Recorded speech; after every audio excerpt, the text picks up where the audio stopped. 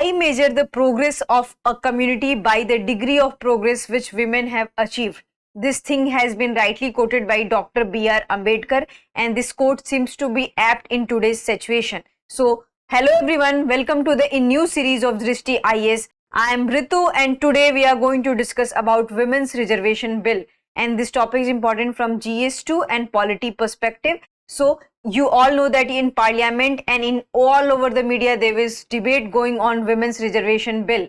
And after 7 decades of independence, why we are still discussing about women's empowerment? Because women are not represented equally in every arena, and especially in political arena. What we can see that in Lok Sabha there are only 78 women MPs, and in Rajya Sabha there are only 24 women MPs. So this is the representation of women in political arena, which is not in a good condition. So that's why this topic is very important for your exams. So moving to the points of discussion part.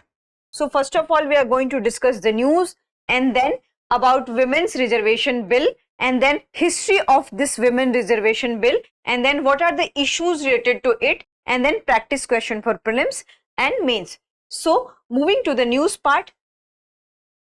So NDA-led government, which is led by Prime Minister Narendra Modi, has approved the Women Reservation Bill, and which will provide reservation to women in the Parliament, which is in Lok Sabha, Rajya Sabha, and also in the Vidhan Sabha. So this is the news we are going to discuss, but this news is with lots of controversy. So many political parties, especially the regional parties, are opposing it. And we will discuss in today's class that why they are opposing this Women's Reservation Bill. This is the bill which ensure that women will be empowered in the Parliament and especially in the political arena. Then why so many political parties are opposing it? We will answer this in the further slide. So moving to the next slide. Next slide is about Women's Reservation Bill. So first of all, we'll have a brief idea that how much percentage will be given to the women. So there will be the provision of 33% of the seats in the Parliament and especially in the State Legislative Assembly and the Lok Sabha.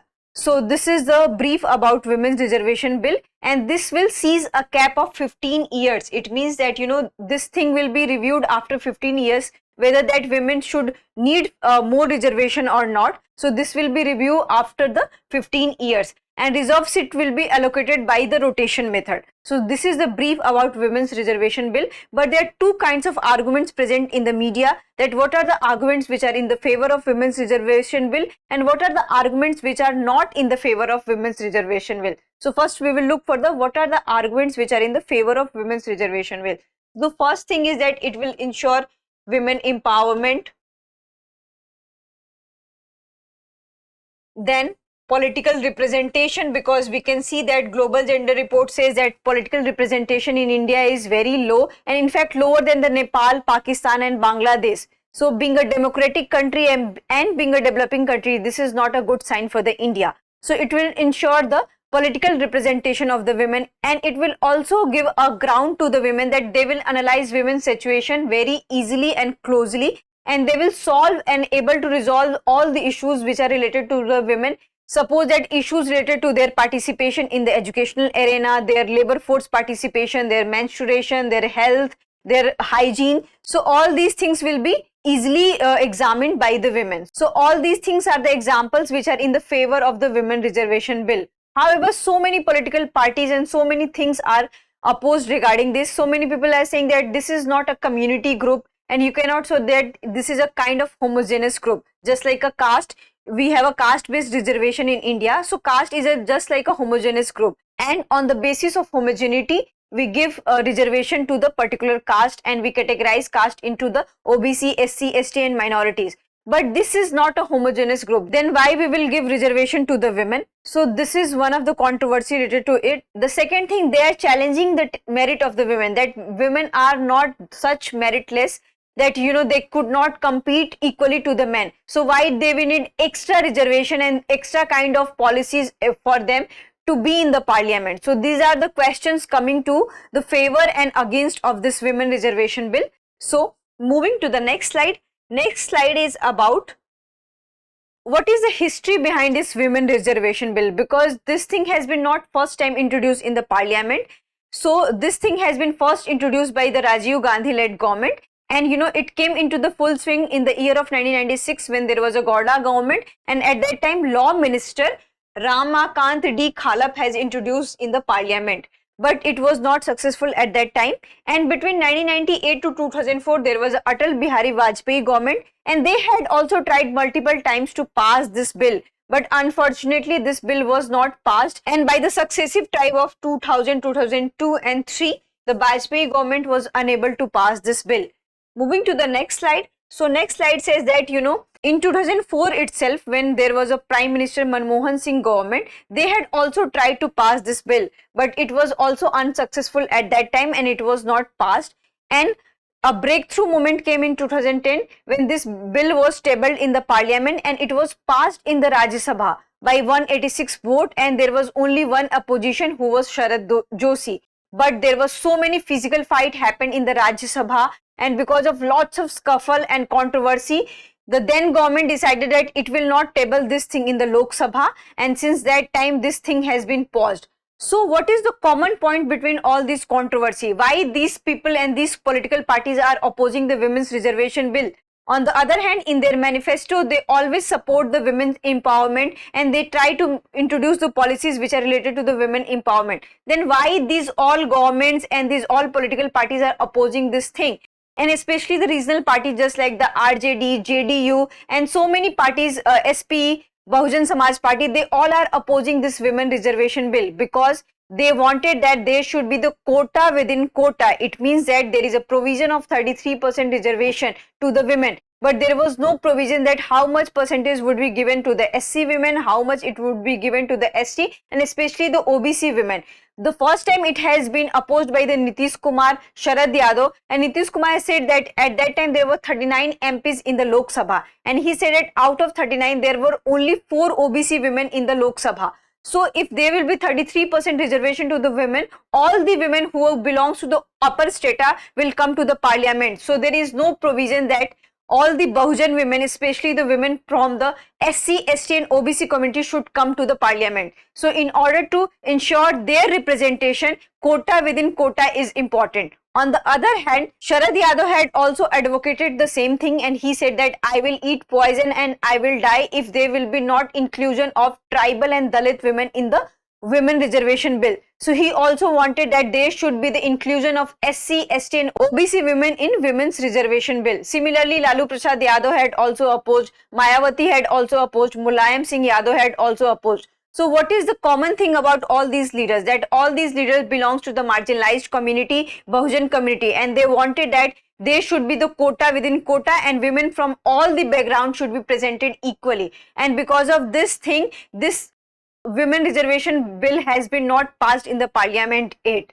And this time also we are facing the same controversy and same kind of problems. Even the Congress and left parties are supporting this thing, but so many regional parties are still opposing it, and they are saying that the problem would be the same. The women who belongs to the lower strata will not be represented. And in after independence, we have seen that there were many women who were the part of the parliament. But what we have seen that among all those women, 90% of the women belong to the upper strata. They were hardly representation of SC, ST and OBC women. So it's up to you that if all these women should be presented equally in the parliament or not. So this time also we have this kind of controversy, and we will see in the future whether this bill is getting passed or not. So moving to the next slide.